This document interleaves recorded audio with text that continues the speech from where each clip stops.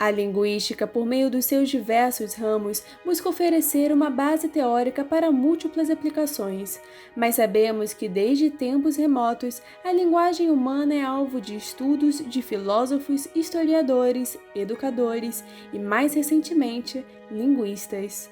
E aqui, distinguimos esse linguista como alguém que é especializado no estudo da língua-linguagem, um estudioso cientificamente embasado, municiado de metodologias e hipóteses a serem testadas. E com base nisso, em 2020 surge o nosso canal, pois além dos mitos das diversas áreas de conhecimento que foram disseminados pelas redes, outros mitos já bem mais antigos acerca da linguagem eram ensinados por diversos meios.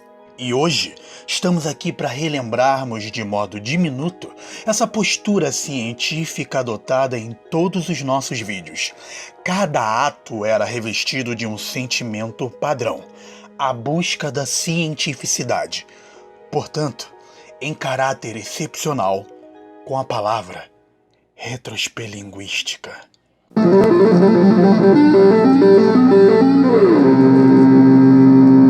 No 18º dia do quarto mês de um ano pandêmico, em meio ao caos que diversas instituições de ensino, sobretudo públicas, se encontravam, diretorias, docentes e discentes já buscavam um meio de prosseguir com os estudos, e como um aliado, surge com a palavra linguística. A partir de agora, iniciaremos um tour pelos quadros e convidados presentes nestes 8 meses de canal e mais de 430 inscritos. Pois 2020 não foi apenas dor de cabeça. Posto que a educação buscou se reinventar, nós, Aguiar e Coelho, como partícipes dessa educação, também nos reinventamos.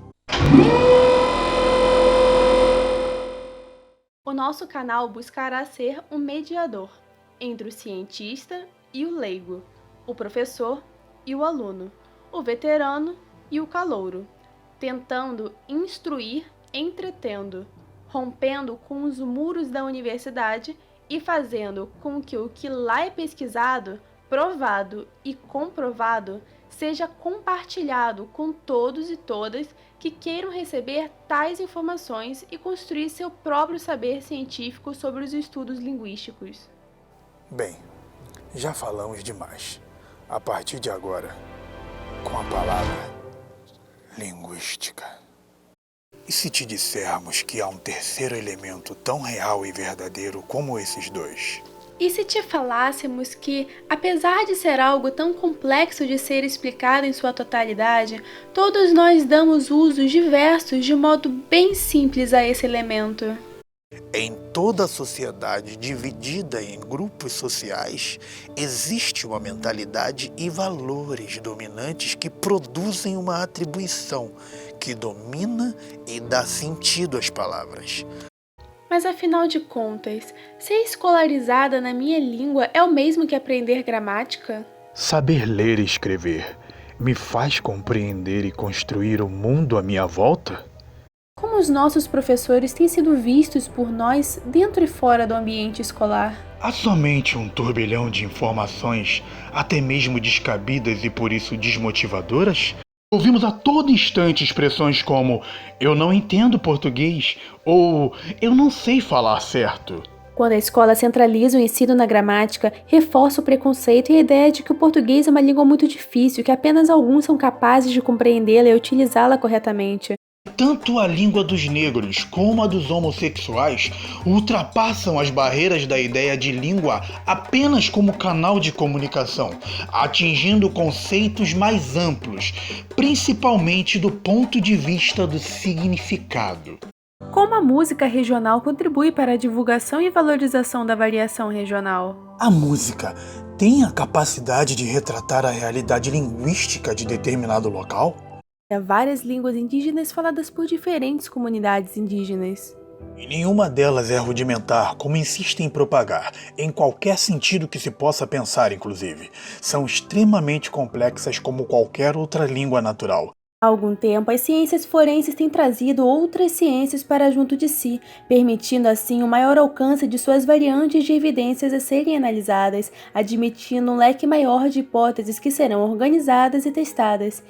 Sem dúvidas, existem muitos caminhos a serem traçados pela linguística textual e a análise do discurso, mas ambas as vertentes prosseguirão em seus caminhos, com seus adeptos falando continuamente somente para os seus pares que, inclusive, já estão convencidos de que eles são os certos.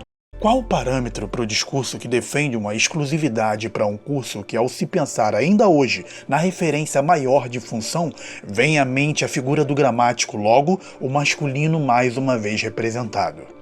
A ideia de animais falando é tão antiga e tão presente na mente do homem quanto a ideia da origem da linguagem, e podemos ver isso representado no fato de toda cultura ter a sua própria lenda com o animal falante. E ainda que defendamos que a questão da deficiência intelectual deva colocar a linguagem em primeiro plano, é um problema multidisciplinar. Logo, o conhecimento abundante da psicologia e da educação é fonte indispensável para o estudo da deficiência intelectual, inclusive no âmbito da linguística aplicada. Relacionar áreas tão próximas, mas com características tão próprias como a linguística e a literatura é um desafio, o que demanda grande reflexão para a eleição e a aplicação de determinada metodologia. Mas será que pensar na articulação interdisciplinar de duas áreas de estudo da linguagem deve ser algo tão complexo, sobretudo se pensarmos no ambiente escolar, em que isso deve ou deveria ser algo comum? Olá, gente! Estamos começando um quadro novíssimo aqui no canal. É um prazer enorme pra gente ter mais uma forma de dialogar com todos. E se você está pensando, como assim mais uma forma? Calma, vamos explicar direitinho. Isso, vamos aproveitar para explicar o diminuto a partir de 2 significados. Partindo da linguística, vamos trabalhar a polissemia ou homonímia desse vocábulo. E hoje vamos falar sobre o tão temido pecado. Hoje vamos falar sobre tradução, ou seria traição. Hoje vamos tecer comentários sobre uma tal deterioração da língua que muitos puristas gostam de falar. O que vem à sua cabeça quando você ouve ou lê plim plim? É sobre isso que falaremos hoje, as onomatopeias que nos cercam.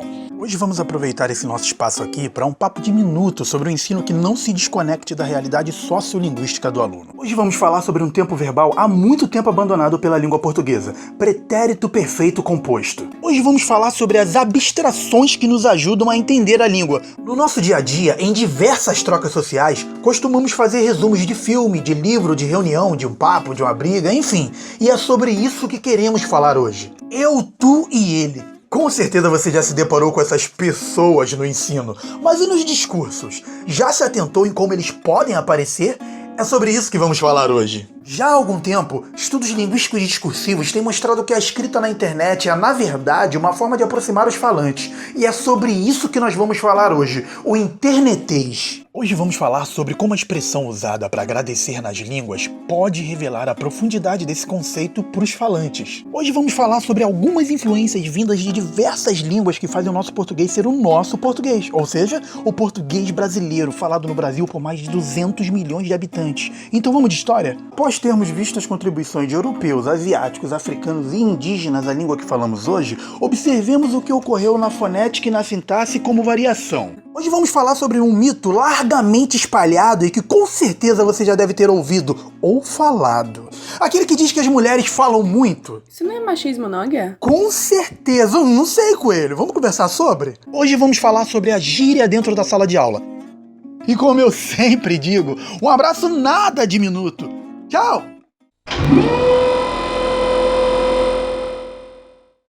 Hoje começamos mais um quadro novo aqui no Com a Palavra Linguística, Esquete, onde estaremos emprestando as nossas vozes aos professores, que compartilharão conosco sua compreensão e posição acerca da docência em nosso país. Expressamos aqui nossa gratidão à professora Naira Veloso, Professor Ricardo Lima, à professora Fernanda Cavalcante, ao professor Davi Pessoa, à professora Tânia Salier, ao professor Bruno Deusdará, à professora Janaína Cardoso, ao professor Décio Rocha, à professora Ângela Balbach, o professor Cleudemar Fernandes, o professor Daniel Carvalho, a professora Juliana Tonelli, o professor Marcos Lunguinho, a professora Antonieta Megali, o professor João Lagares, o professor Dermeval da Hora, o professor Luiz Carlos Vent, a professora Cíntia Rabelo e a professora Luciane Tenani, o professor Rafael Parintins, a professora Adelaide Silva, o professor Ronaldo Lima Júnior, e a professora Silene Campetella e a professora Estela Mares Bortoni, por confiar a nós sua voz. O Com a Palavra Linguística é feito por causa e para causa de professores e alunos. Esperamos nos reencontrar em 2021. E o que será que o próximo ano nos reserva? Fim da retroespelinguística.